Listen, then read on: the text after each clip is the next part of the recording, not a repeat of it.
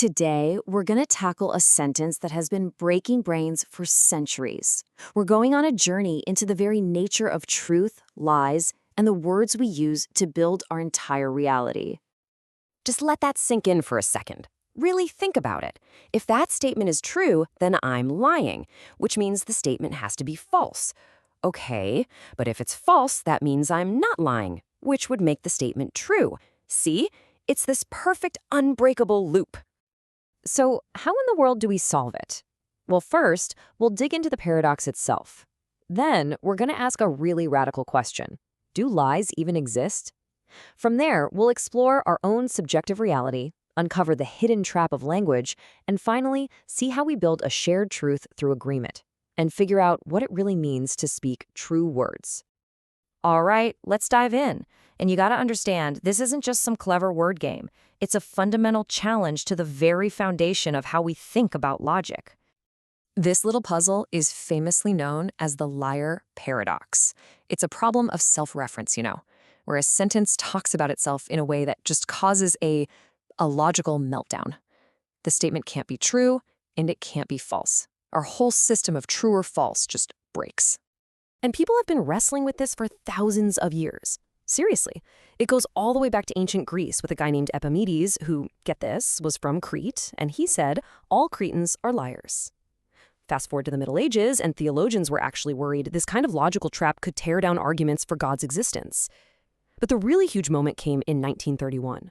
A logician named Kurt Gödel used the core logic of this very paradox to create his groundbreaking incompleteness theorems. He basically showed that any system, like math, will always have statements that are true, but can't actually be proven within that system's own rules. This paradox literally showed us the absolute limits of mathematics itself. Okay, but what if we've been looking at this all wrong? What if the problem isn't with logic, but with the very idea we started with? This is where author Shai-Young Lin comes in with a fascinating perspective that completely flips the script. He asks a really simple but powerful question. What if the problem isn't logic? What if the problem is our very definition of a lie? Are we even sure we know what a lie is?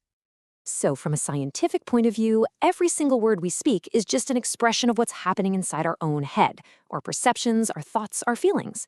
And if you think about it that way, every statement we make is a true word because it's a totally genuine snapshot of our internal state in that very moment.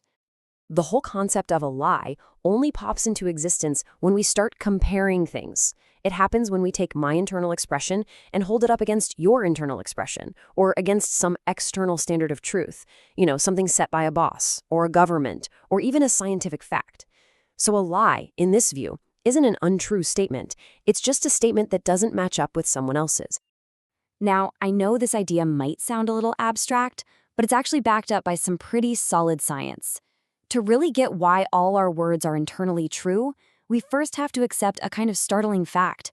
None of us are actually living in the same reality. You know that old saying, seeing is believing? Well, what modern neuroscience tells us is that our senses are, at best, really, really creative storytellers. I mean, think about a bee flying through a field of flowers. It's not seeing the beautiful colors we do. It's seeing a world of amazing ultraviolet patterns that are totally invisible to us. Or a goldfish in a bowl. It doesn't see a person, it sees a big, shifting shape of infrared heat. Their reality is just as valid as ours, but it's completely, fundamentally different. Or let's bring it even closer to home. Think about something as basic as the color of grass. We say it's green, but your dog sees that exact same grass as a kind of yellowish beige. So who's right? Who's telling the truth about the color of the grass? Well, neither of you are. The grass itself doesn't have a color. Color is just an experience our brain creates. And here's the big takeaway from all this. Our entire experience of reality is a construction. It's our brain's best guess, its interpretation of a bunch of electrical signals. There is no single objective world that we can all tap into directly. We are each living inside a universe of one. So if our individual realities are so different, then how does the main tool we use to share them, language, even begin to work?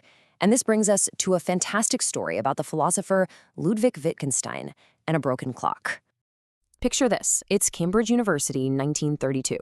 The room is filled with some of the most brilliant minds in the world, all waiting to hear the great Wittgenstein. He walks in looking more like a gardener than a legendary philosopher. He doesn't say a word. He just pulls out this beat-up, broken alarm clock, holds it up for everyone to see, and asks a ridiculously simple question. Do you think this is a clock? And of course, the whole room kind of chuckles. Yeah, obviously it's a clock. But then he starts to pick apart their certainty. He goes, but it's broken. So is it still a clock? He keeps pushing. This broken clock is perfectly correct twice a day. So if you just happen to look at it at one of those moments, would you trust it? And then he delivers the final blow. What if all the clocks in the whole world were broken, just like this one? Would we even know what real time is? Or would we just be living our lives based on these random moments of accidental correctness? The room goes completely silent. And that's when Wittgenstein says, language is also like this. His point was devastating. We think our words describe reality, but really, we're just trapped inside the definitions and rules of the language we've created. Okay, so if every person's reality is subjective, and language itself is a kind of trap, how on earth do we build cities, or run economies, or do anything together?